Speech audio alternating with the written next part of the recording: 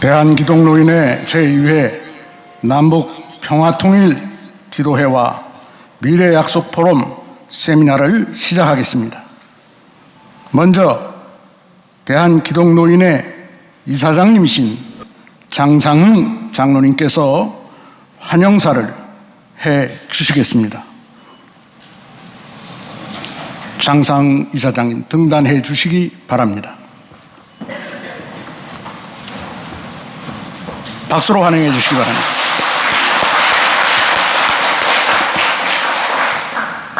안녕하십니까. 대한기독노인회 이사장 장상흥 장로입니다. 오늘 바쁘신데 참석해 주셔서 대단히 감사드립니다. 2020년도에 제가 김대중 대통령 재임 시절에 금강산을 문이 열려있을 때 많은 분들이 가신 걸 여러분 아시죠?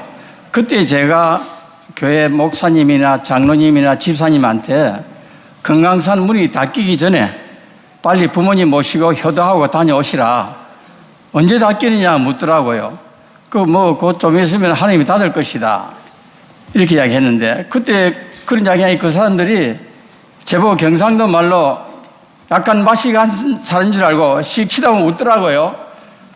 그래서 이제 문이 닫혔잖아요. 요즘 교회에서 보면은, 금강산 문이 언제 열리느냐 이렇게 물어요. 아마 하나님이 곧 열어주실 것이다. 어떻게 여시느냐? 북한 공산당 정권은 곧 무너진다. 왜 무너지느냐? 북한 주민들의 고통과 신음 소리를 하나님께서 들으시기 때문에 반드시 열린다. 그것도 속히 하나님께 열어주실 것이다. 그래서 저희 대한기독노인회에서 이래 이해해가지고 매월 전국에 다니면서 통일을 위한 기도를 열 것입니다.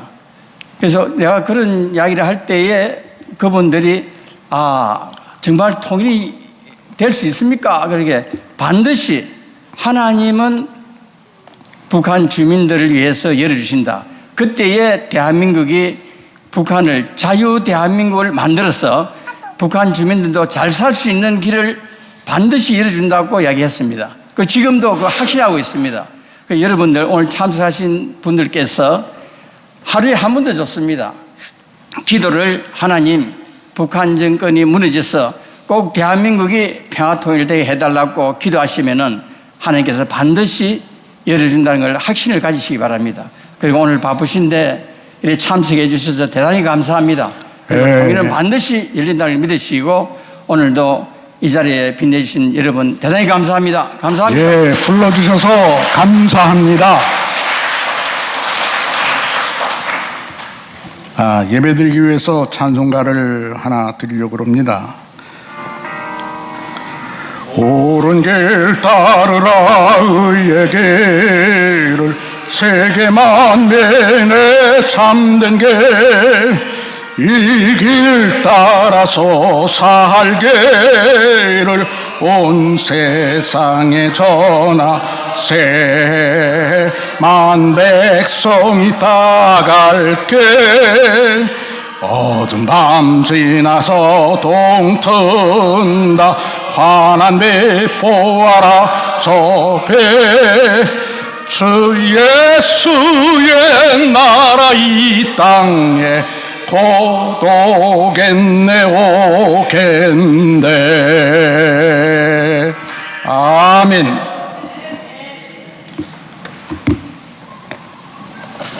오늘 예배를 위해서 기도해 주실 분은 기독교 대한성결교회 117자 총회장님이신 임석웅 목사님 나오셔서 대표 기도해 주시겠습니다. 우리 모든 인생의 생명의 주인이 되시고 또 인류 역사를 주관하시는 전능하신 아버지 하나님, 오늘 사단법인 미래약속 포럼과 대한기독 노인회가 남북의 평화적인 통일을 위해서 기도회를 열게 해주시니 참 감사를 드립니다. 아멘. 예수님의 이름으로 모인 곳에 내가 그들과 함께 있겠다고 하셨으니 이 자리에 주의 성령으로 함께 하셔서 우리의 기도를 도우시고 응답하여 주시옵소서. 아멘. 살 때는 지루하게 느꼈을 때도 있었고 길다고 생각할 때도 있었지만 살아버린 시간은 얼마나 빨리 지났는지 모릅니다. 하나님, 이 짧은 인생을 살면서 우리가 해야 할 일이 있다면 하나님이 맡기신 사명을 감당해야 할 줄 믿습니다. 그 믿음을 가지고 평생 나라를 위해 헌신하며 기도하셨던 분들이 그것도 부족하다고 오늘 또 모여서 하나님 앞에 이 나라와 민족을 위하여 은혜를 구하는 기도를 하게 하시니 감사를 드립니다. 아멘. 생각해보면 지나온 대한민국의 세월은 하나님의 은혜가 아니면 이 나라가 있을 수 없다는 것을 고백하지 않을 수 없습니다. 일제강점기에 우리 힘으로가 아니라 하나님의 은혜로 이 나라가 해방될 수 있었습니다. 아멘. 하나님, 공산화 직전에 하나님의 은혜로 유엔군이 파견되었고 공산화를 막을 수 있었던 것 감사를 드립니다. 아멘. 하나님, 보리가 나올 때까지만 어떻게 해서든 목숨 부지하라고 했던 보릿고개가 있던 나라인데 지금은 전 세계가 부러워하는 경제 대국으로 발전하게 된 것도 하나님의 은혜입니다. 그러나 하나님, 지금 대한민국의 현실은 하나님 앞에 부끄럽고 죄송스러운 밖에 없습니다.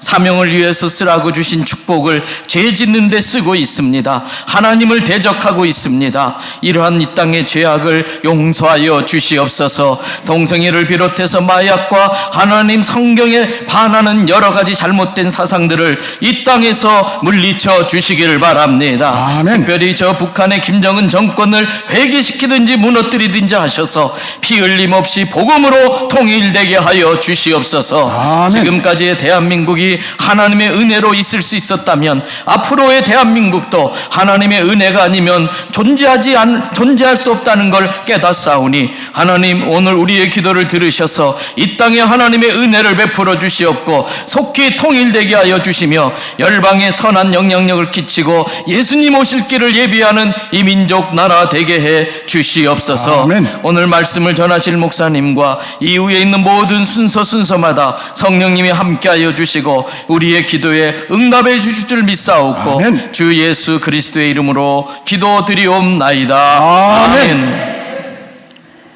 오늘 남북 평화통일 기도회와 세미나를 위해서 축사해 주실 귀한 손님이 있습니다. 고신대학교 총장님이신 이병수 박사님 등단하셔서 축사의 말씀 해주시겠습니다. 박수 쳐주시기 바랍니다.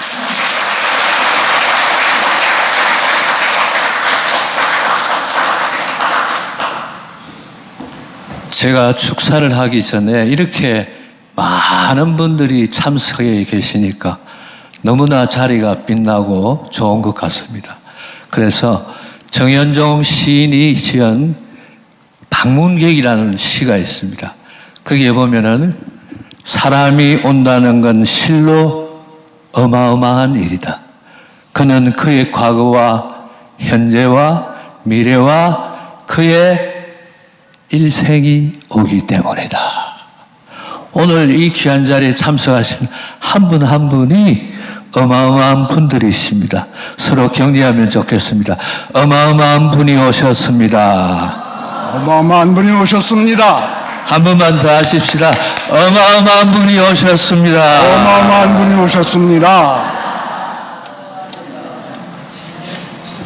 제가 오늘 축사를 드리는데 미래의 약속 포럼 제2의 남북 평화 통일 기도회, 정말 평화 통일 기도회가 꼭 필요한 이 시점에 이러한 기도회와 또한 정치 발전을 위하여서 대한민국 정치 발전과 소통의 원리, 소통이 지금 너무나 필요한데 우리 특별히 권성동 의원님께서 이런 세미나를 개최되어 있는 것을 진심으로 축하드립니다. 제가 오늘 오기 전에 최근에 조선일보 기사에 나온 쿠바에 있던 대사관의 참사관으로 있던 리일규 참사관이 조선일보의 인터뷰에 이렇게 기록하고 있습니다.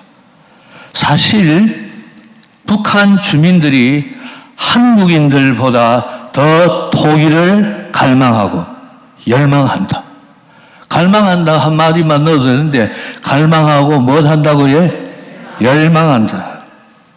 내 자식이 미래가 좀 더 나은 삶을 누리려면은 답은 통일밖에 없다는 생각을 누구나 다 공유하고 있다는 것입니다.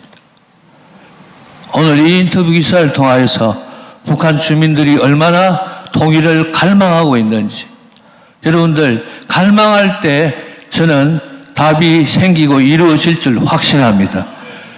코엘료라는 브라질의 세계적인 작가가 그가 쓴 정금술사 2천만 권이 팔렸습니다.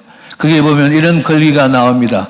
사람이 진심으로 갈망하면은 온 우주의 기운이 함께 도와준다는 말이 있습니다. 북한이 저렇게 갈망하고 남한에 오늘 모여있는 우리 여러분들께서 기도할 때는 통일의 역사가 일어날 줄 믿습니다. 그리고 마지막으로 여러분들 성경의 에스겔서 37장에 보면은 북왕국 이스라엘하고 남왕국 유다가 나뉘어져 있습니다. 너무나 아픈 역사입니다. 그런데 하나님께서 에스겔에게 비유를 보여주십니다. 실물 비유를 보여주십니다. 짝대기 2개를 가지고 북쪽에 있는 이스라엘의 짝대기 하나, 남쪽에 유다를 향한 짝대기 하나, 2개를 합치면서 하나님께서는 북쪽에 이스라엘과 남쪽의 유다를 하나 되게 해주실 것을 확실히 보여주실 것처럼 대한민국도 이 세미나와 이 기도를 통하여서 북한과 통일을 이루는 놀라운 역사가 있을 줄 믿고 진심으로 축사드립니다. 감사합니다. 감사합니다.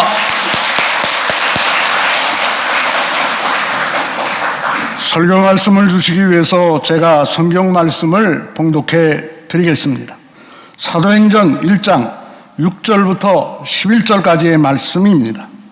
그들이 모였을 때 예수께 여쭈어 이르되 주께서 이스라엘 나라를 회복하심이 이때니까 하니 이르시되 때와 시기는 아버지께서 자기의 권한에 두셨으니 너희가 알 바 아니요 오직 성령이 너희에게 임하시면 너희가 권능을 받고 예루살렘과 온 유대와 땅끝까지 이르러 내 증인이 되리라 하시니라.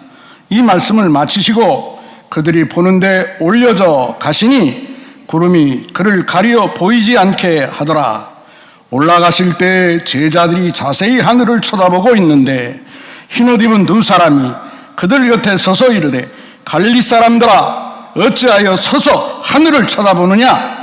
너희 가운데서 하늘로 올리신 이 예수는 하늘로 가심을 본 그대로 오시리라 하였노라. 아멘.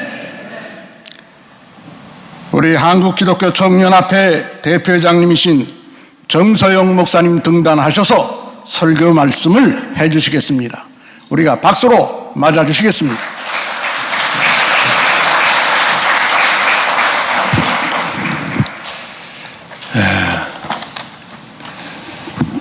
여러분 감사합니다.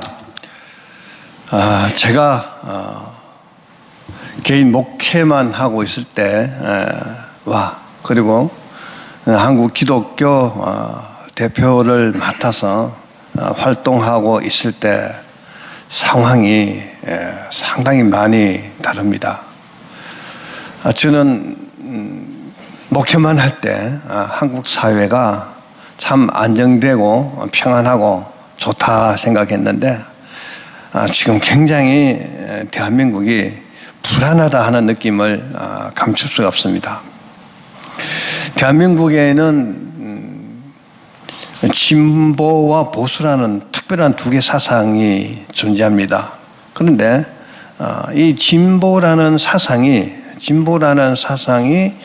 보수보다 조금 더 어떤 개방적이라든지 좀 다른 그런 진보가 아니고 다른 나라에서 말하는 진보하고 우리나라에서 말하는 진보는 전혀 다른 거예요. 우리나라 진보는 사상적인 진보입니다. 그래서 다른 2 사상이 존재하고 있기 때문에 항상 위험한 그런 삶 속에 우리가 살고 있다고 생각하면 됩니다. 이게 굉장히 큰 갈등으로 다가오는 거죠. 조금씩 차이가 있는 건 우리가 다 인정하지만 완전히 두 개 다른 사상이 늘 부딪히면서 존재하고 있으니까 언제 무슨 일이 생길지 모르겠다는 그런 생각을 늘 하고 삽니다. 저는 뭐 경상도 사람이니까 대구나 부산에 오면 그런 걸 덜 느끼는데 서울에서 살다 보면 많은 사람들이 같이 섞여 살잖아요. 그렇게 되면 그때 굉장히 그런 걸 많이 느낍니다. 이 사상, 이념, 굉장히 중요한 건데요. 우리가 잘 알고 있는 미국의 스탠포드 대학교, 너무 잘 알고 있기 때문에 설명이 필요 없습니다. 그런데 거기 경제학 교수가 2분 계십니다. 그 2분이 미국의 초인류 기업을 연구하기 시작했습니다. 이 초인류 기업들은 어떻게 해서 그렇게 장기간 동안, 오랫동안 기업을 그렇게 잘 유지하고 발전하고 성장하고 시간이 가면 갈수록 점점 더 좋아지게 만드는가를 연구하기 시작을 했습니다. 그래서 거기서 연구한 결과를 책으로 펴냈는데 그 책 이름이 성공하는 기업의 8가지 습관이라는 책을 발행을 하게 됩니다. 자, 그 책의 내용을 좀 보면요. 어떤 기업이 창업주가 있잖아요. 그 기업을 만들고 10년, 20년, 30년 지나가면서 그 기업이 점점 더 발전하기도 하고 또 성공하지 못하고 바로 없어지는 그런 기업도 있습니다. 그런데 열심히 노력해서 최선을 다해서 하다 보면 초인류 기업이 되기도 합니다. 그러다가 그 기업이 시간이 지나면서 갑자기 도태되고 없어지는 그런 경우가 굉장히 많죠. 특히 창업주가 만든 기업이 계속 성장하다가 그 창업주가 돌아가신다든지 그 다음 이제 이세가 그 기업을 맡고 나면은 그런 현상이 두드러지게 나타난다고 합니다. 자, 그런 기업들이 왜 없어지냐? 핵심 이념이 없다는 겁니다. 기업은 사실은 이익을 추구하는 집단이잖아요. 어떻게 하면 이익을 많이 내고 많은 이윤을 낼 것인가, 이게 기업의 목적인데 그 기업의 목적인 돈만 추구하다가 따라가는 기업이 실패해서 넘어지는 확률이 많았다는 겁니다. 우리가 잘 알고 있는 한국에 들어와 있는 존슨앤존슨이라는 기업이 있습니다. 그 기업이 굉장히 오랫동안 성장을 하고 지금도 계속 성장하고 있는데 그 교수님들이 그 회사를 한번 연구를 해봤습니다. 그 회사를 연구해 보니까 거기 핵심 이념이 있는데 그 핵심 이념이 눈앞에 있는 것만 추구하지 말고 인류의 생명과 인류의 건강과 우리 기업은 그것을 계속 추구해야 된다는 굉장히 중요한 기업 이념을 갖고 있는 겁니다. 어떤 일을 하든 간에 국민의 건강, 생명, 복지 이걸 먼저 생각하고 거기에 초점을 맞추고 그 다음에 기업 활동을 한다는 겁니다. 그래서 이런 기업을 비전 기업이다 이렇게 책에 쓰고 있습니다. 이런 비전 기업들은 핵심 이념을 가지고 있다는 거예요. 그리고 나중에 쭉 그 책을 좀 읽어보게 되면 개인, 기업, 국가도 이런 핵심 이념이 있는 개인이나 국가나 단체나 기업이나 이런 기업들이 이런 단체, 이런 국가가 오래 성장하고 발전하고 성공하는데 그런 것 없이 그냥 어떤 이윤이라든지 눈앞에 있는 것들만 또 급급한 것들만 추구하다 보면은 언젠가 심각한 문제가 생길 수 있다. 이런 것들이 그 책에 잘 나와 있더라고요. 자, 그걸 우리가 한국 교회에서 생각해 보는 겁니다. 한국 교회는 이윤을 생각하는 그런 집단은 아니죠. 한국 교회는 복음을 전하는 그런 기관입니다. 그래서 한국 교회가 정말 지금 문제가 많잖아요. 한국 교회가 여러분들 대부분이 다 교회 나가시기 때문에 한국 교회가 굉장히 병들어 있습니다. 여러분들은 잘 모르지만 한국 교회가 어떤 상태냐? 여러분 지금 평균 수명이 한 20년 정도 늘어났습니다. 20년. 그러니까 성도들이 옛날 성도들 숫자가 그대로 한동안 계속 유지가 되고 있었거든요. 그게 교회가 성장해서 그만큼 그 성도들이 유지되고 있었는가 하면 그건 아니에요. 인간의 우리 한국 사람들의 평균 수명이 20년 늘어나면서 사람들이 죽지 않아서 그 숫자 유지하고 있었던 거예요. 우리가 착각하고 있었던 겁니다. 이미 20년 전에 문제가 생겼어요. 계속 줄기 시작했는데 우리가 죽지 않아서 사람들이 죽지 않았기 때문에 그 숫자가 그대로 있었던 걸로 지금 착각하고 사는 거예요. 20년 지나고 나니까 지금 계속 이제 줄어가는 거예요. 눈에 확실하게 드러나고 있는 겁니다. 지금 교회에 한국 교회 성도들 숫자가 계속 줄고 있어요. 20년 동안 표가 없었어요. 왜? 안 죽고 오래 살았거든요. 착각하고 있었던 거예요.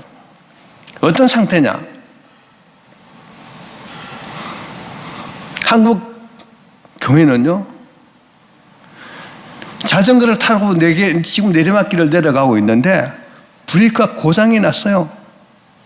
그 브레이크를 잡아야 된다는 생각은 다 하고 있는데 브레이크를 잡을 사람이 없어요.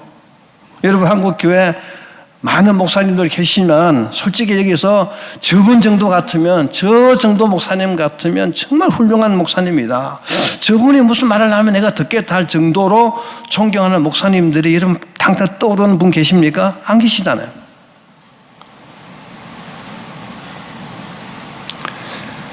우리 한국 교회가 이제는요 다시 돌아서야 되고 복음을 전한다는 대전제를 가져야 되고 지금 자유주의 신학, 인본주의 신학, 종교다운주의가 팽배합니다. 교회에서 WCC 운동이 활발하게 일어나고 있습니다. 예수 없어도 구원받는다고요. 이런 얘기하고 다니는 목사들도 있습니다. 그러니 한국 교회가 어떻게 살겠습니까? 핵심 이념 세상 끝까지 복음 전하라는 거예요. 한국 교회나 예수 믿는 사람들에게 주신 그 명령은 그 사명은 세상 끝까지 복음 전하라는 거예요. 개인이나 기업이나 또 기독교 기업이나 교회나 또 기독교 모든 단체가 전 세계를 향해서 복음을 전한다는 대전제가 없으면요, 그건 아무것도 아니에요. 그건 일반 단체나 똑같은 겁니다. 믿는 사람들은요, 그 중심에 언제나 복음을 전한다는 그 대전제가 있어야 됩니다. 그거 없이 뭐 신학을 한다, 뭘 한다, 이건 다 의미가 없는 거예요. 제가 한기총 대표회장이지만 한기총 회의할 때도 그럽니다. 한기총이라는 이 기관도 전적으로 우리 한국 교회 정치를 하지만은 그게 정치를 통해서 복음을 전하는 거예요. 한국 교회가 잘되게 만들고 교회가 잘되게 만들고 성도들의 신앙도 좋아지게 만들고 그래서 궁극적으로는 복음 전하는 거예요. 이런 전제가 없으면 아무런 의미가 없는 겁니다. 우리 대한기독노인의 기독노인을 통해서 우리가 어른들부터 저 젊은 아이들까지 어른들 복지부터 시작해서 잘 살게 만들고 또 활동하게 만들고 건강하게 만들고 그분들 통해서 그분들이 또 그 다음 세대들에게 또 복음을 전수하고 이렇게 해서 그분들도 건강하고 대한민국 전체가 건강해지는 역사가 우리 대한기독노인을 통해서 이루어질 겁니다. 여러분 대한기독노인을 위해서 많이 기도하시고 한국 교회를 위해서 기도하시고 대한민국의 그 미래를 위해서 기도하시고 이 핵심 이념 교회가 가지고 있어야 될 이 핵심 이념 세상 끝까지 복음을 전해야 된다는 이 핵심 이념 이거는 여러분들 예수 믿는 사람 누구나 그 가슴 속에 불같이 늘 보이지는 않지만 타고 있어야 되는 겁니다. 그게 저와 여러분을 부르신 하나님의 목적이에요. 여러분들에게 구원을 주신 하나님의 뜻이 저와 여러분을 통해서 세상 끝까지 때를 얻든지 못 얻든지 복음을 전하라는 거예요. 역사에 저 여러분 모든 분들이 다 자 참여하게 되기를 주님의 이름으로 축원합니다. 아멘. 다 같이 한 목소리로 아멘 할렐루야 하겠습니다. 아멘 할렐루야. 감사합니다. 이제 남북 평화 통일을 위한 합심 기도회를 드리려고 합니다. 1분 동안 통성으로 잠깐 기도하고 우리 이명문 목사님 대한기독노인의 공동대표이신데 마무리 기도하심으로 통성 기도를 끝이려고 합니다. 눈을 감으시고 아버지 하나님 통성으로 기도하겠습니다. 우리를 이 안타까움에서 일으켜 주시옵소서. 우리를 평화통일될 수 있도록 기도의 일꾼으로 애쓰고 힘쓰는 분들로 되게 해 주옵소서. 우리를 도와주시옵소서.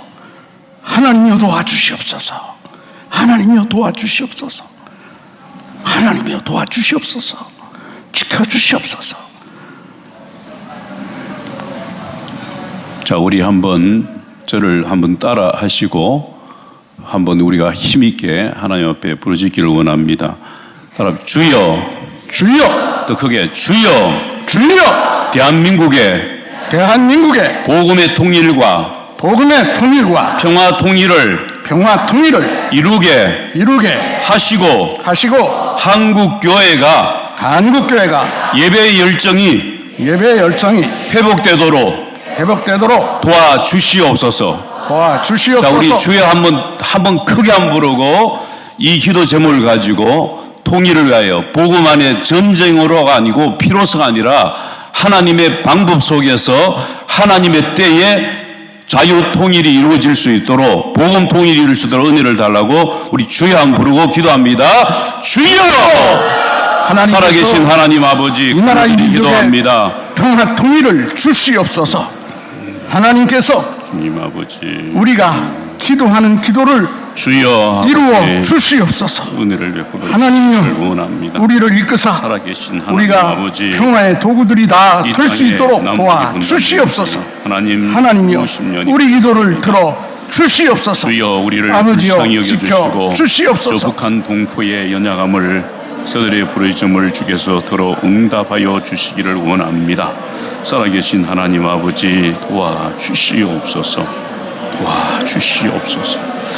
하나님 이들의 기도를 들어 응답하시고 이제 마무리 기도를 해주시겠습니다.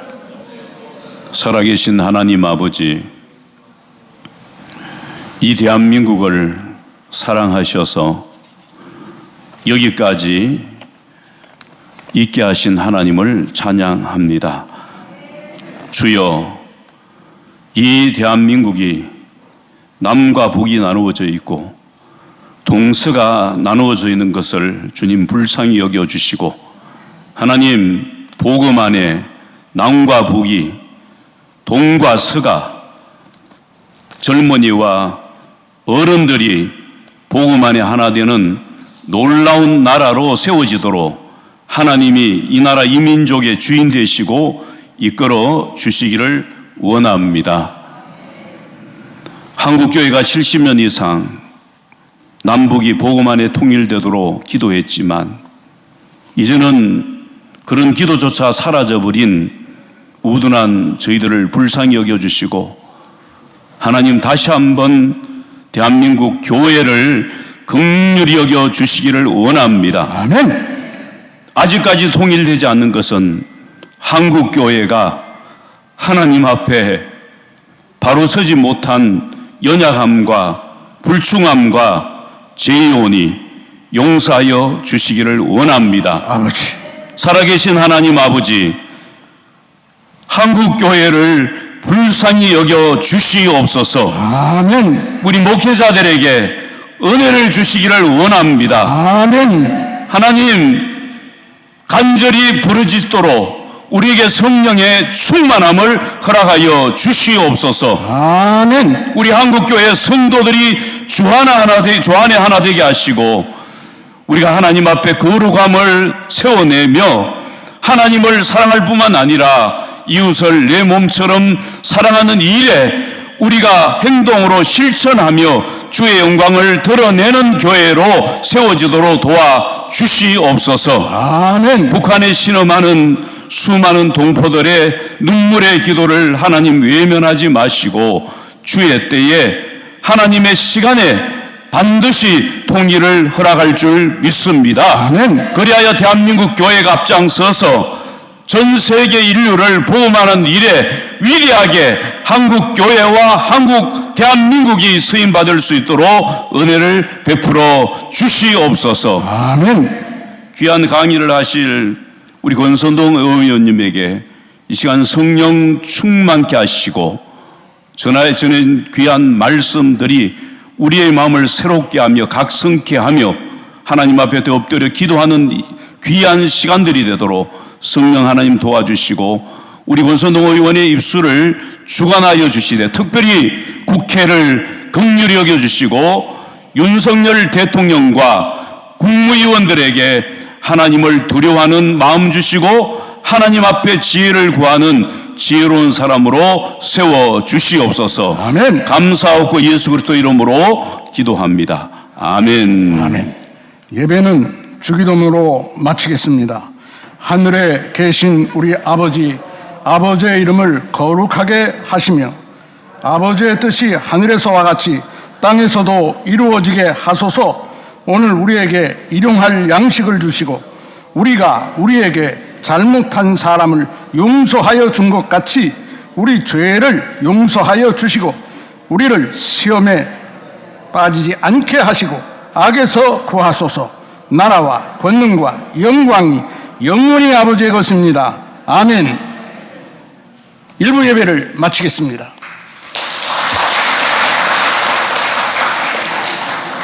시간대로 11시 정각입니다.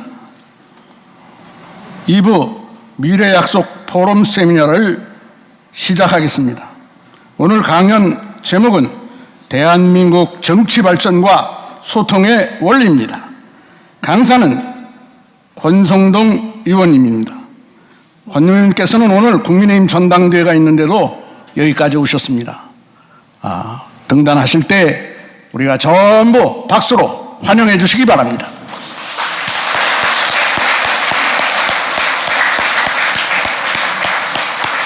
등단하시기까지 다 같이 박수로 환영하겠습니다.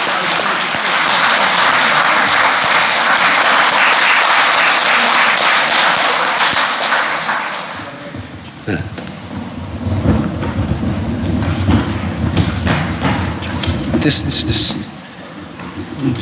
다 보이죠? 예. 예, 안녕하세요. 강원도 감자바위 출신입니다. 예, 권성동 의원입니다. 여러분들 이렇게 부산에서 우리 대학기독 노인의 주체로 이렇게 강연을 하게 돼서 무한한 영광으로 생각하고 초청해 주신 우리 장상흥 이사장님 또 이명문 목사님께 감사의 말씀을 드립니다. 오늘 제목을 대한민국의 정치 발전과 소통의 리더십으로 이렇게 잡았습니다. 다 아시다시피 오늘 전당대회가 있는데 오후에 우리 당의 갈등이 굉장히 극심합니다. 그래서 저도 걱정이 많고 어떻게 당을 앞으로 추스리고 나아가야 될지 또 대통령과의 관계는 어떻게 설정을 해야 되는지에 대해서 고민을 많이 하고 있습니다. 사실 정치가 국민을 걱정해야 되는데 요즘은 국민이 정치를 더 많이 걱정하고 계시죠? 정말 송구스럽게 짝이 없습니다. 이 정치가 문제 있을 때마다 저는 항상 이 정치의 본질이 뭔가 이렇게 자문을 해보는데 정치의 본질은 갈등을 조정하는 겁니다. 그런데 사회 각 분야의 그 역할이 있지 않습니까? 경제라는 것은 좋은 상품, 좋은 서비스를 만들어가지고 국민 생활을 윤택하게 하는 것이고 교육이라는 것은 자라는 세대들에게 올바른 가르침으로 사회의 구성원으로서 기여할 수 있는 그런 능력을 주는 것이 교육인데 정치는 갈등을 조정하는 것입니다. 오늘 보니까 목사님들도 많이 오시고 성도님들 또 장로님, 권사님들 많이 오셨는데 종교의 사회적 역할은 뭡니까? 그렇죠. 이 갈등으로 인해 생긴 상처를 치유하는 것이 종교다. 그래서 정치와 종교가 저는 늘 비슷하다 이렇게 생각을 들고, 또 이 종교 행사, 특히 기독교 행사에 왔을 때 목사님들이 말씀을 너무 잘하세요. 정치인이 저보다 훨씬 더 잘하십니다. 그래서 가끔 제가 설교를 들을 때마다 저 목사님들이 정치를 하면은 대한민국 정치가 좀 더 발전하고 진화하지 않을까. 결국 우리가 갈등을 다룰 때 가장 중요한 요소가 뭐냐? 소통입니다. 소통. 어떻게 상대방의 입장을 이해하고 상대방의 목소리를 귀를 기울이고 공감을 하고 거기서 이제 해결 방안이 나오는 것이거든요. 이번 총선에서 우리 여당이 국민의힘이 대패했죠. 왜 대패했겠습니까? 그렇죠. 저는 우리 정부 여당의 정책 기조나 방향, 내용이 틀렸다고는 생각을 안 합니다. 그런데 우리 국민들이 보기에 소통이 부족했다. 너무 일방통행적이 아니었느냐, 독불장군이 아니었느냐, 이렇게 인식을 하는 바람에 이번에 총선에서 저희들이 표를 많이 얻지 못했다, 이렇게 생각을 하고 있습니다. 그래서 제가 좋은 정치가 뭔가 그렇게 좀 한번 좀 말씀을 드려보고 싶어요. 좋은 정치가 뭐겠습니까? 그러니까 정치라는 것이 정책을 만들어서 구현하는 것이 정치죠. 그런데 이 정책에는 정무적인 감각이 필요한 거예요. 그래서 정무와 정책이 균형과 조화를 이룰 때 저는 좋은 정치다, 이렇게 생각을 합니다. 그래서 정무에만 치중하면 어떻게 됩니까? 여론에 편승해서 정치적 이해관계만 따지게 되고 국민 갈라치게 하고 포퓰리즘에 빠지게 됩니다. 그래서 소득주도 성장, 국가와 부채 1천조, 적폐청산, 부동산 폭등, 이게 문재인 정권에서 정책보다는 정무에, 즉 정치적 이해득실만 따지다 보니까 저렇게 결과가 나왔고, 또 한편 정책만 치중하고 이 정무적인 감각, 즉 국민과 소통을 게을리하면은 권위주의에 빠질 수 있습니다. 내가 하면 모두 옳다, 이렇게 신념으로 국정 드라이브를 세게 걸면은 국민들이 볼 때는 오만하다, 이렇게 느낍니다. 그래서 정책이 아무리 좋다 하더라도 불통과 오만으로 보이면은 결국 국정 동력이 떨어집니다. 우리가 흔히 4대 개혁, 4대 개혁 하잖아요. 노동개혁, 교육개혁, 연금개혁, 이런 개혁을 얘기하는데 이 개혁의 방향이나 내용이 사실은 국가 미래를 위해서 다 옳은 거예요. 그런데 개혁을 하다 보면은 국민들에 따라서 이해관계가 다 다릅니다. 그 개혁으로 인해서 이익을 얻는 사람도 있지만은 그 개혁으로 인해서 당장 손해를 보는 국민들이 많아요. 그러면 그 당장 손해를 보는 국민들이 목소리가 커지고 아우성을 치고, 그런데 그럼에도 불구하고 그 개혁을 해야 대한민국 미래가 있으니까 이거를 힘으로 밀어붙이고 일방 통행적으로 나아가다 보면은 결국 거기에 갈등이 발생하고, 그 갈등이 발생하다 보면은 결국 개혁이 실패로 돌아갑니다.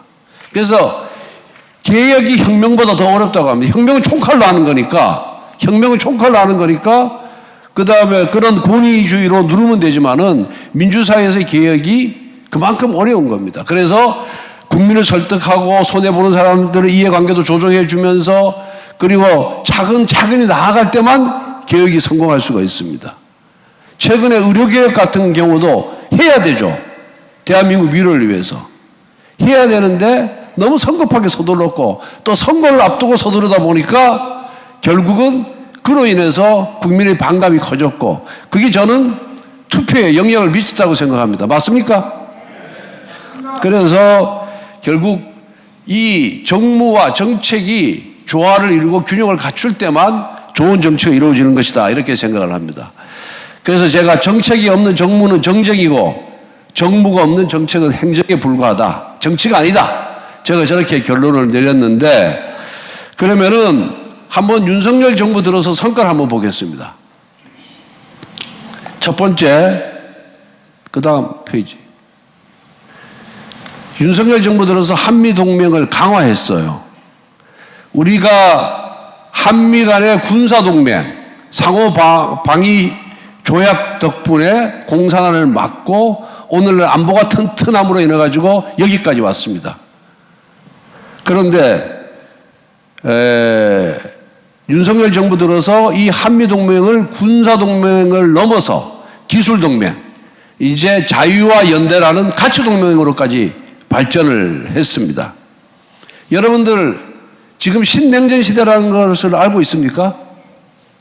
우리가 과거 미국하고 소련과의 냉전 시대가 1990년 소련의 해체로 깨졌어요. 그리고 이제 화해의 시대로 접어들었습니다. 30년간 평화의 시대가 왔어요. 인류 역사상 30년이라는 기간 동안 큰 전쟁이 없었던 인류 역사가 없습니다. 그래서 굉장히 평화의 시대가 왔었는데 지금 이제 신냉전, 대결의 시대로 가고 있습니다. 미국하고 중국 간의 패권 경쟁이 격심하고 또 유럽하고 러시아 간의 또 전쟁이 우크라이나 전쟁으로 인해서 대립이 되고 있는 거예요. 동남아에도 중국 대만 문제, 중국 또 남중국해 문제, 여러 가지 문제가 이제 겹치고 있습니다. 그리고 미국이 중국의 패권을 인정하지 않기 위해서 미국에 대해서 굉장히 공세적으로 나갑니다. 이럴 때 그러면 우리가 어느 편에 서야 되겠습니까? 우리는 반도체 국가입니다.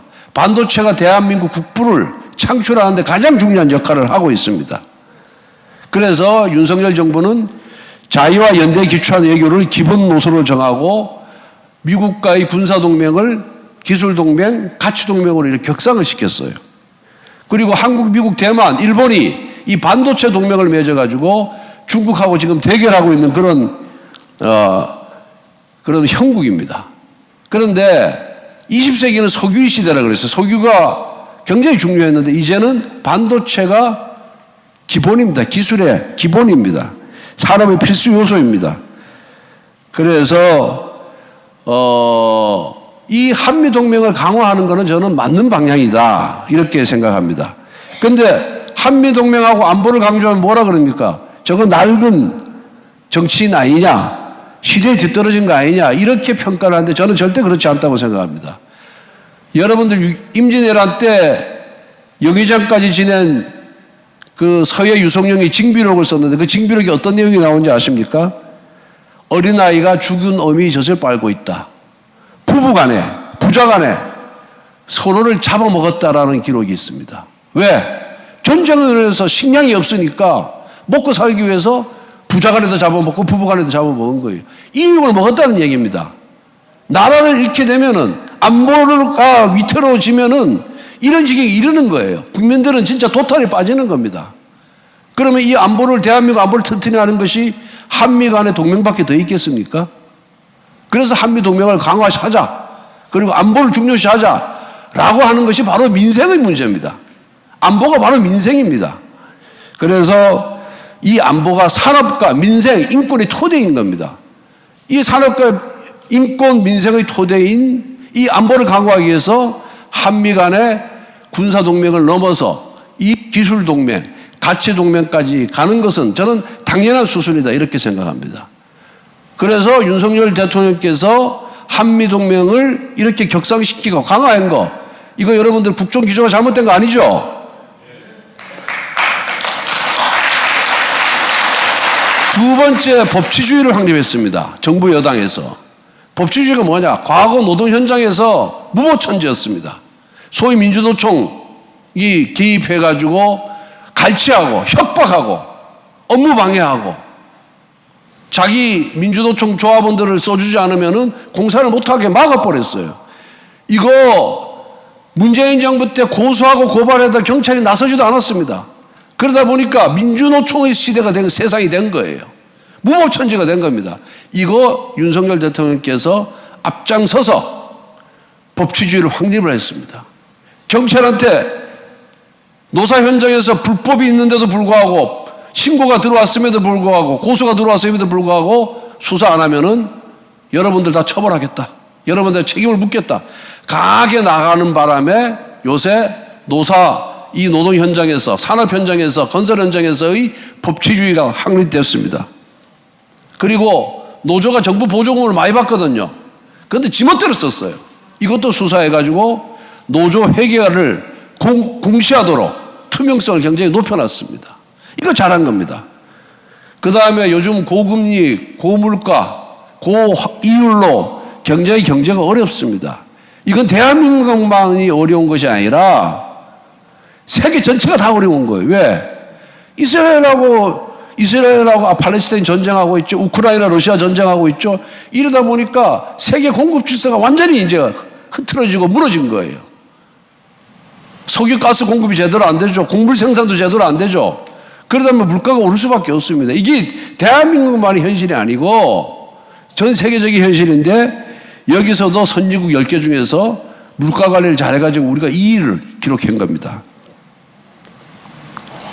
그래서 윤석열 대통령께서 확장 재정을 하지 않는 거예요. 돈 풀면은 예산도 없는데 빚내가지고 국민들한테 돈 지급하면 인기 올라가는 거 다 알고 있죠. 그렇지만 그렇게 될 경우 대한민국 미래가 없다. 미래 세대에게 큰 부담을 준다. 그래서 욕을 얻어먹지만 확장 재정을 안 하고 있는 겁니다. 돈을 안 풀고 있는 거예요. 풀 돈도 없지만은 빚을 내서 풀면 돼요. 그런데 여러분들이 가정 경제를 하는 데 있어서 빚내는 거 굉장히 겁내하잖아요. 그죠? 자칫 못 갚으면은 집 다 날아가고 뭐 이렇게 되는 거 아니에요. 나라도 마찬가지예요. 미래를 생각하는 지도자라면은 미래 세대에게 부담을 주지 않고 미래 세대가 더 잘 살 수 있는 토대를 만들어주는 것이 그게 정치인의 책무입니다.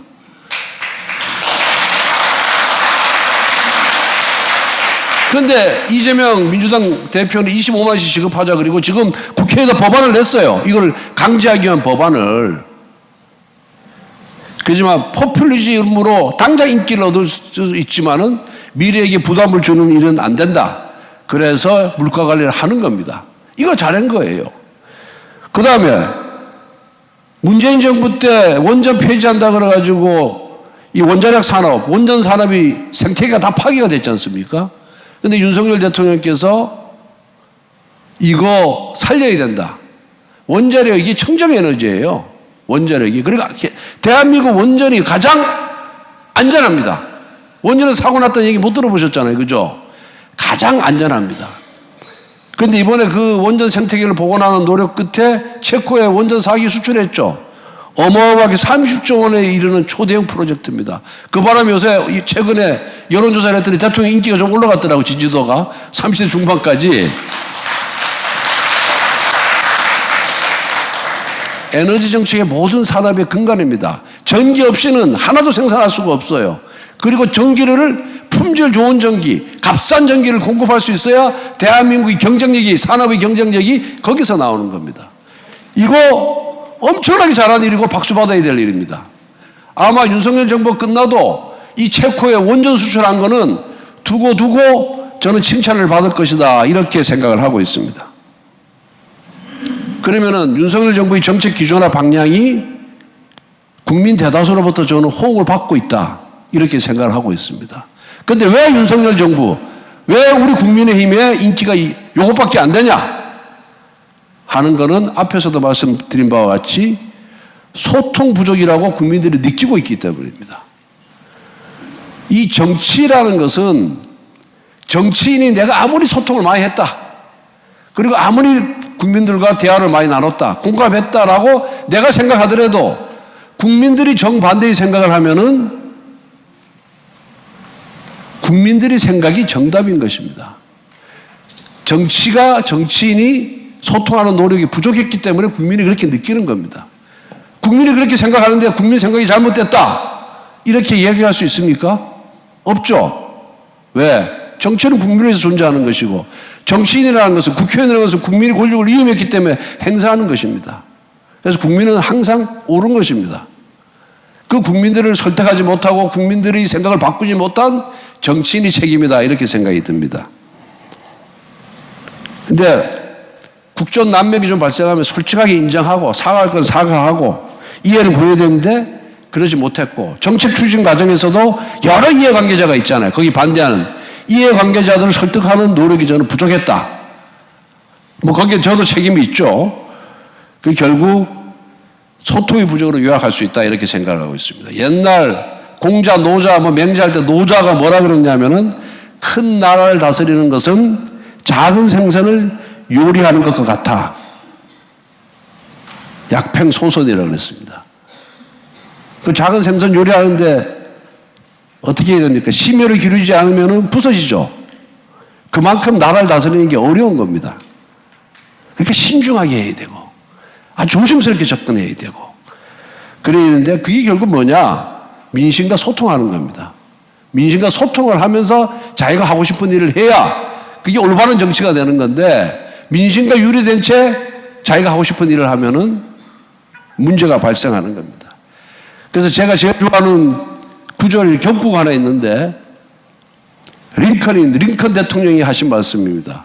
뭐 이게 누구나 아는 얘기인데 제가 항상 마음의 경구로 삼고 있는 얘기인데 민심과 함께하면 하지 못할 일이 없고 민심과 함께하지 못하면은 할 수 있는 일이 없다.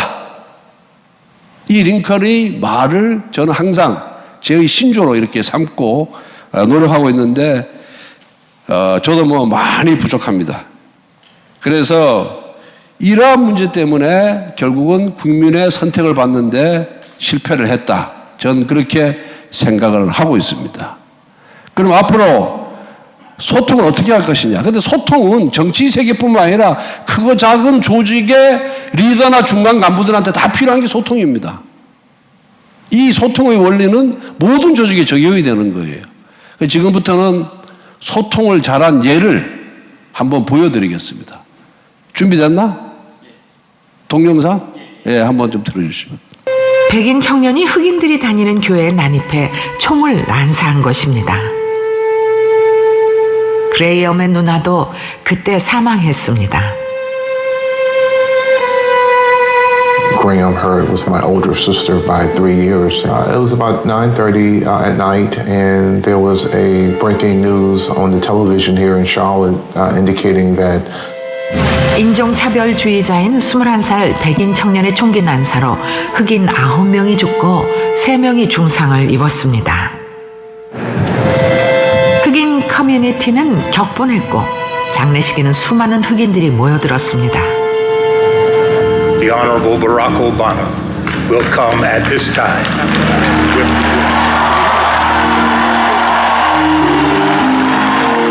스스로 제시한 비전인 국민의 통합을 위해 오바마는 단 한 번도 자신이 흑인이라는 점을 강조한 적이 없었습니다.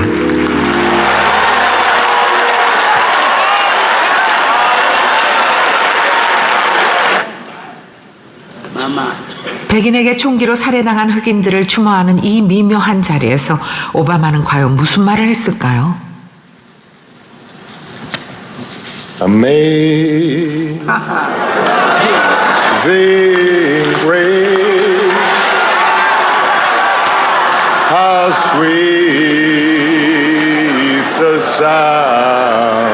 어메이징 그레이스를 작사한 존 뉴턴은 흑인 노예선의 선장이었습니다. 이 노래는 노예에 대한 그의 참여록이자 위로 노래입니다. 오바마는 이 노래를 부름으로써 백인과 흑인에게 동시에 메시지를 던집니다. 참여하고 위로하고 그리고 용서하자.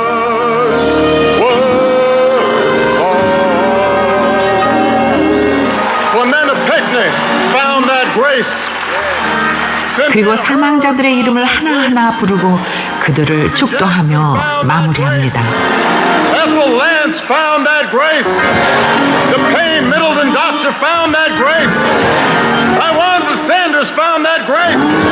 Daniel L. Simmons Sr. found that grace. Sharonda Coleman Singleton found that grace. Myra Thompson found that grace. 자, 마무리. 예. 기억나시죠? 뉴스 봤던 기억나시죠? 백인 청년이 흑인 교회에 가서 총기를 난사함으로써 9명의 흑인이 사망한 인종 갈등이 절정에 이르렀던 사건입니다. 오바마가 흑인이죠? 마이크 열리지?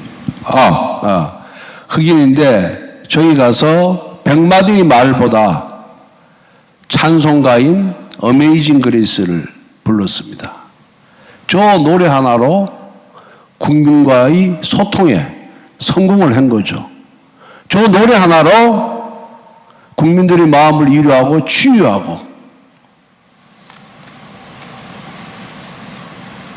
그리고 공감과 감동을 이끌어낸 소통의 대가가 바로 오바마 대통령이었습니다.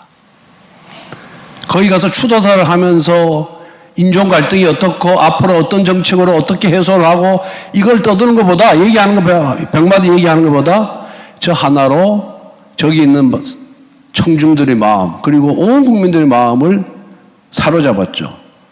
저 어메이징 그레이스라는 이 노래를 작곡한 사람이 존 뉴턴이라고 18세기에 살았던 사람입니다. 저 사람이 노예무역에 종사를 했고 흑인 노예를 학대를 했습니다. 다 아시겠지만은. 그런데 그가 노예선을 탄 배가 어느 날 풍랑을 맞고 폭풍우 속에서 존 뉴턴이 이제 느꼈어요. 인간의 무력감을 느끼면서 하나님만이 나의 구원자다. 이걸 느끼면서 이렇게 대호각성을 한 거죠. 반성을 하고 작곡한 노래가 어메이징 그레이스입니다. 놀라운 은총이죠. 놀라운 은총. 뭐 여기 목사님들 다 계시겠지만은 인간이 감히 먼저 은총을 요구할 수도 없고 또 얼마나 받을지 계산할 수도 없고 언제 받을지 가늠할 수도 없습니다. 그냥 하나님 말이 알아서 주시는 거예요. 그러면서 그럼 왜 저걸 불렀겠습니까? 오바마가. 인간의 능력으로서는 이 인종 갈등 문제를 당장 해결하기가 어렵다. 저 사망자와 그 유가족과 그 친척들이 어떤 말을 하더라도 그 치유해서 마음에 입은 상처가 치유가 되겠습니까? 결국 국가적으로 애도하고 막대한 보상해주고 뭐 무슨 기념센터 지어주고 해도 아무 소용이 없는 거예요. 결국 하나님께서 은총을 베풀 때만 치유를 해줄 때만 우리가 진정으로 화해가 된다 라는 의미에서 저걸 불렀을 것이다. 저는 그렇게 짐작을 하고 있습니다. 그래서 정치가 모든 걸 다 해결할 수가 없어요. 모든 걸 다 조정할 수가 없습니다. 그 부족한 부분을 바로 종교가, 신앙이 해결해 줄 것이다 이렇게 생각하고 있습니다. 그리고 제가 그 다음에 제가 가장 좋아하는 정치인, 제가 닮고 싶은 정치인이 윌리엄 윌버포스라는 18세기부터 19세기 초에까지 살았던 영국 정치인입니다. 저 사람 일대기를 쓴 책 이름도 제목이 뭐냐? 책 제목이 어메이징 그레이스입니다. 제가 초선 의원 때 남아프리카 공화국 사우스 아프리카에 월드컵 경기가 있었습니다. 월드컵 경기가 2010년도죠. 2010년 월드컵 경기가, 축구 경기가 저기서 열렸는데 제가 그때 국회의원으로서 저기에 관전하기 위해서 갔습니다. 한국에서 남아프리카 공화국까지 갈 때 비행기 24시간 탑니다. 24시간 타면서 저 사람의 일대기를 그린 어메이징 그레이스라는 책을 제가 24시간 내에 거의 뭐 잠자는 시간 빼고는 다 읽었어요. 그러면서 저 사람의 존재에 대해서 알게 됐는데 저 사람은 굉장히 영국의 부유한 가정 출신입니다. 21살 때 하원 의원이 됐어요. 가문의 도움으로. 21살 때. 어렸을 때 그때 그야말로 술과 여자와 도박에 빠져 살았던 사람입니다. 그런데 그때 영국은 노예무역을 했습니다. 서아프리카, 아프리카에서 흑인 노예들을 데리고 미국, 아메리카 대륙에 팔아먹었어요. 영국 전체 1년 수입의 3분의 1이 노예무역에서 나왔습니다. 노예무역에서. 그런데 이 사람이 이제 복음주의 기독교에 빠진 거예요. 거기서 이제 감화를 받아가지고 회개하면서 신실한 크리스찬으로 거듭났습니다. 술, 도박 다 끊었습니다. 그리고 공부도 안 하던 공부도 뒤늦게 시작해서 공부도 열심히 했어요. 그러면서 노예무역의 참상에 대해서 이거는 인간이 할 짓이 아니다. 하느님이 만든 사람을 사고 팔고 하는 건 있을 수가 없는 얘기다. 하나님의 정신에 반하는 것이다. 이렇게 생각을 하고 노예무역 폐지 법안을 냈습니다. 3분의 1이에요. 국가 수입의 3분의 1. 기득권자들이 찬성하겠습니까? 영국 예산의 3분의 1이 사라지는데. 그러니까 엄청난 반대 측면에서 단 한 명의 국회의원도 동의 안 합니다. 단 한 명의 국회의원도. 그러니까 그 다음에 어떻게 하냐? 국회를 움직이려면 어떻게 해야 됩니까? 국민들의 생각을 바꿔야 되겠죠. 국민들이 자신의 주의 주장에 대해서 찬성하게 만들어야 되잖아요.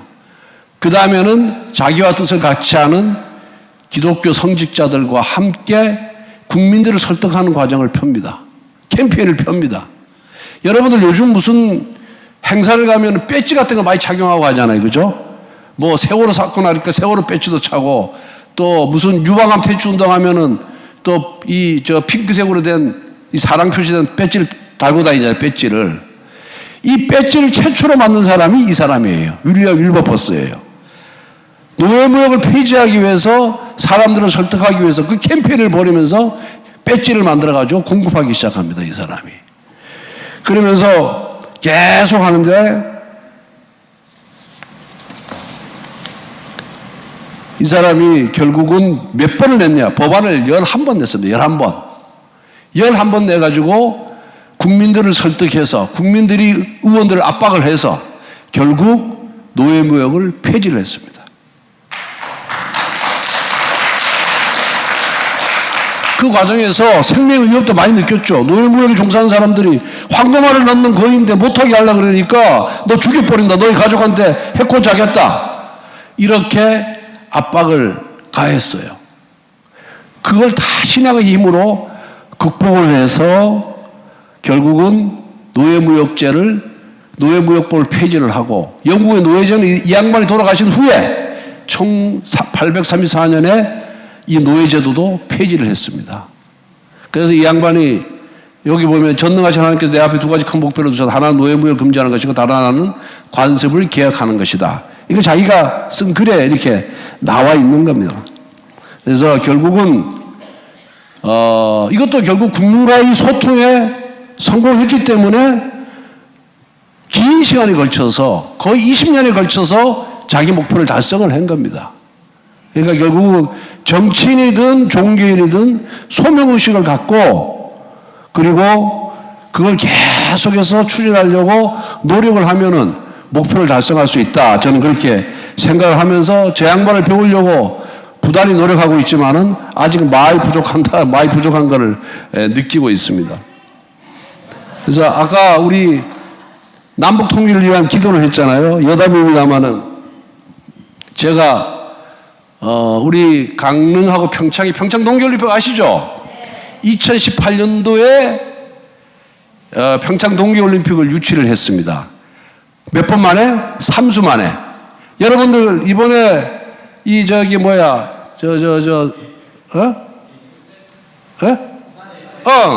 부산 엑스포 첫 번째 도전에서 실패했잖아요. 실망할 필요 없어요. 실망할 필요 없습니다. 그리고 이 올림픽, 월드컵, 엑스포 이게 세계의 메가 이벤트입니다. 메가 이벤트인데 이거 한 번만에 유치한 나라 거의 없습니다. 여러분 2번, 3번 해서 유치가 됐습니다. 우리 강릉도 평창 동계올림픽을 3번 만에 유치를 했어요. 3번 만에. 그럼 왜 한 번 만에 이번에 했는데 왜 실패했습니까? 왜 실패했죠? 우리 여러분들 기도가 부족했기 때문에 실패한 겁니다. 뭘 남 탓을 하십니까?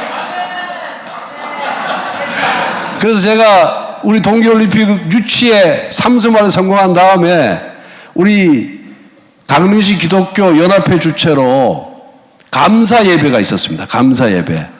감사 예배를 했는데 이제 국회의원이 저보고 이제 참석해서 축사를 하라 그러죠. 축사에서 제가 뭐라고 말씀드렸냐 하면은 그 동계올림픽을 유치하자가 맨 처음에 나선 사람이 김진선 전 강원도지사였어요. 김진선 강원도지사. 그래서 첫 번째는 왜 실패했냐? 김진선 강원도지사의 꿈이 강원도의 꿈에서 그쳤기 때문에 실패했다. 그럼 두 번째는 왜 실패했냐? 두 번째는 그 당시 노무현 대통령이 엄청나게 많이 밀어줬어요. 근데 또 실패했어요. 왜 실패했냐? 그 꿈이 강원도의 꿈을 넘어서 대한민국의 꿈에 머무르기 때문에 실패했다. 그럼 세 번째 왜 성공했냐? 그 꿈이 대한민국을 넘어서 하나님의 꿈이 되었기 때문에 성공한 것이다. 제가 이렇게 축사를 하고 내려왔더니 여기저기서 아멘 할렐루야가 막 나오는 거고, 나중에 강릉에 계신 목사님들이 당신 때문에 목사 못 해먹겠다고 이런 말까지 나왔는데, 정말 부산을 위하고 남북 통일을 위한다면은 우리 성도 여러분들이 기도가 그냥 단순히 기도가 아니라 간절하면서 나오는 기도가 되면은 하나님께서 저는 응답해 주시리라 이렇게 믿고 있습니다. 마지막으로 중국 역사상 가장 위대한 황제가 당나라 태종입니다. 당태종입니다. 이 당태종은 당나라 2대 황제인데, 이 당나라가 있었던 시절이 우리 그 로마가 가장 번성하던 시대와 같습니다. 이 당태종이 아버지 당고조 이연을 도와가지고 수나라를 무너뜨리고 당나라를 세웁니다. 근데 아버지가 그 과정에서 제일 고생을 많이 하고 혁혁한 공을 세운 이 셋째 아들한테 안 주고 첫째 아들 황태자로 임명을 하는 거야. 그러니까 저 형한테 나라가 가서 나라가 유지가 안 된다고 생각하고는 형들을 다 죽여버려요. 형 동생을. 피반함을 다 일으키죠. 우리 조선시대 당태종 이방하고 똑같아요. 이방원도 형제들 다 죽이고 왕이 됐잖아요. 저 사람도 그렇게 죽이고 할 정도로 아주 냉혹한 정치인이었습니다. 그런데 황제가 되고 나서 180도로 변신을 해요. 그래서 저 사람 때 당나라가 가장 번성합니다. 그래서 저 사람의 그 연호를 타서 정관이치라는 얘기가 이제 나오는데, 그때 이 당태종이 신하들하고 나눴던 대화록이 이 정관정료라는 책입니다. 이 정관정료라는 책인데, 여기 보면 신하들이 두려움 없이 황제한테 할 얘기 다 합니다. 나라를 위해서 이렇게 해야 된다. 백성을 위해서 이렇게 해야 된다.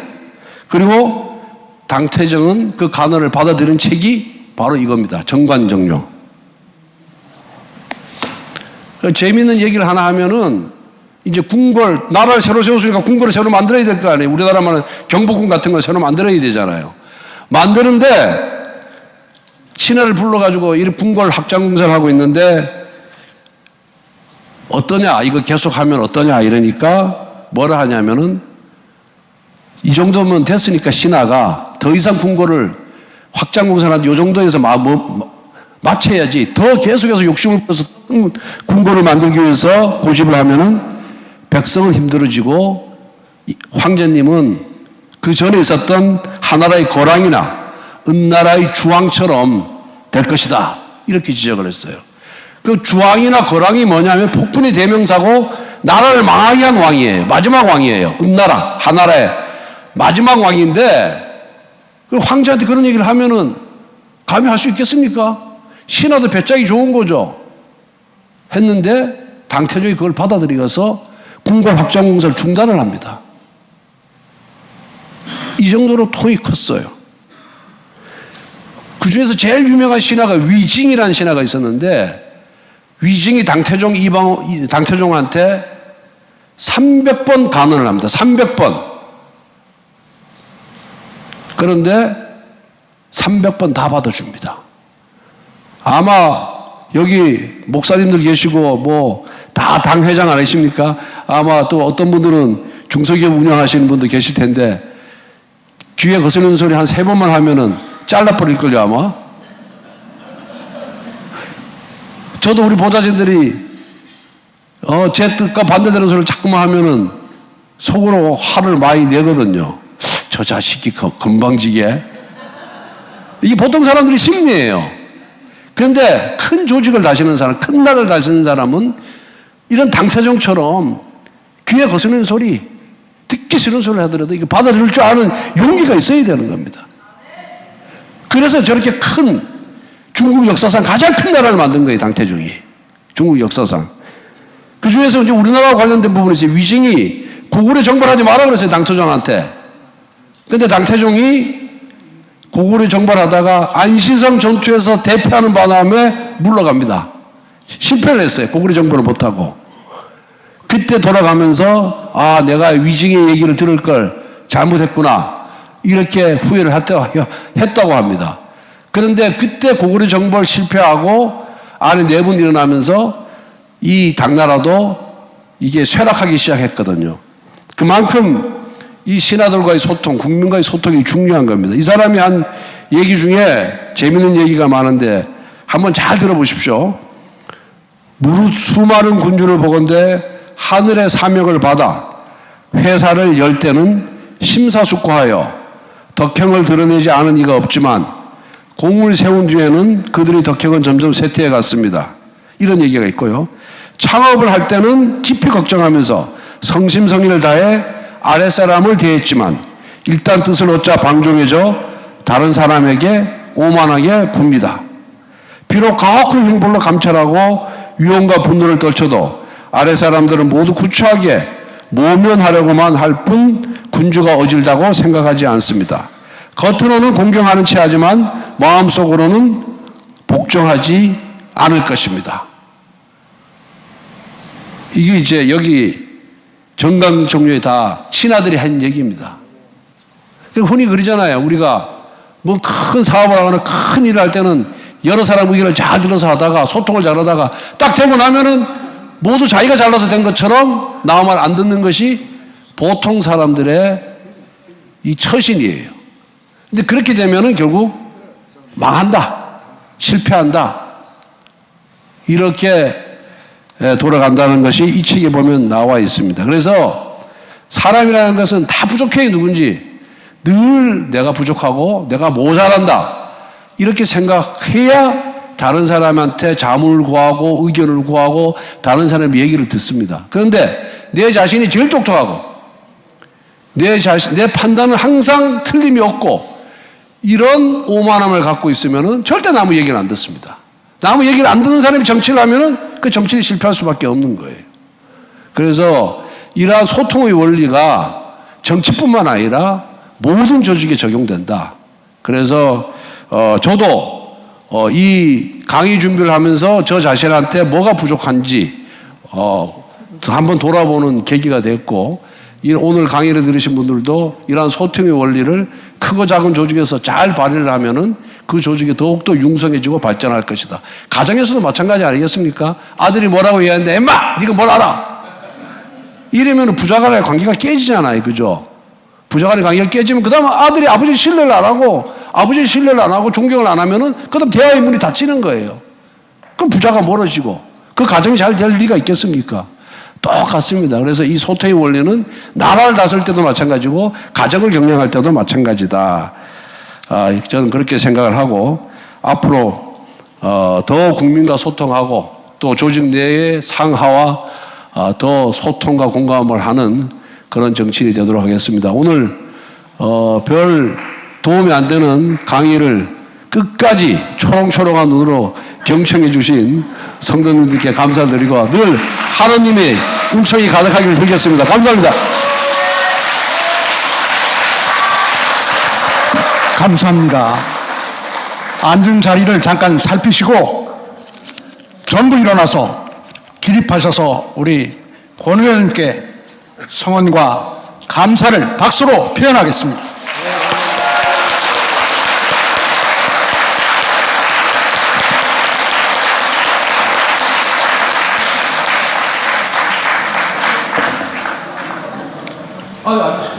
네, 이제 자리에 앉으셔서 촬영의 시간을 가지려고 합니다. 기념 촬영은 맨 앞줄 전부 앞으로 나오셔서 단에 먼저 기념 촬영 하시겠습니다. 조심스럽게 앞으로 나오셔서 맨 앞줄 탁자에서 나오셔서 기념 촬영 앞에서 하시겠습니다. 자, 앞에 한번 찍겠습니다. 하나, 둘, 셋. 한 번 더. 하나, 둘, 셋. 감사합니다. 예, 다음 줄, 두 번째 줄을 잠깐 예, 두 번째 줄 나오시면서 우리 권 의원님도 같이 좀 찍어주시면 감사합니다. 권 의원님 할 수가 있습니다.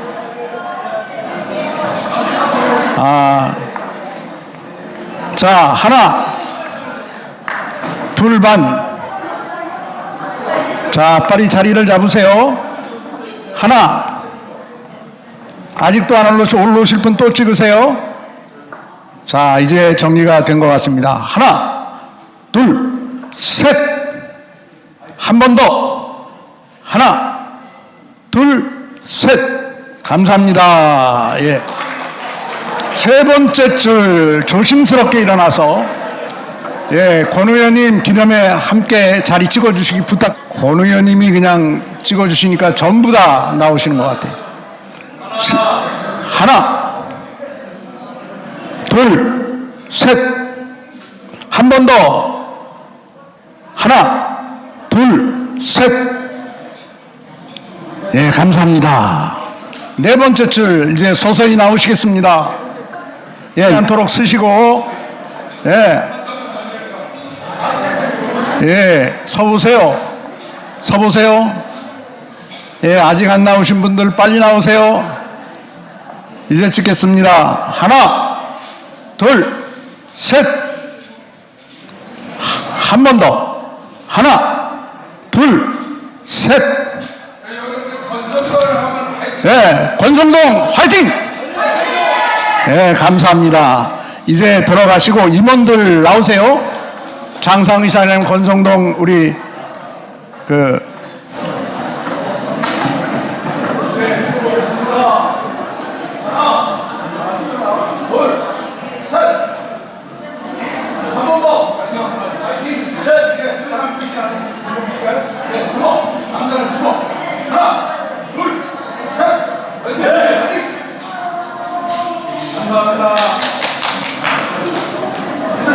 자, 이제 식사는 또 해야 되니까 식사에 앞서서 우리 권 의원님 나가시는데 우리 박수 한번 더 쳐주세요.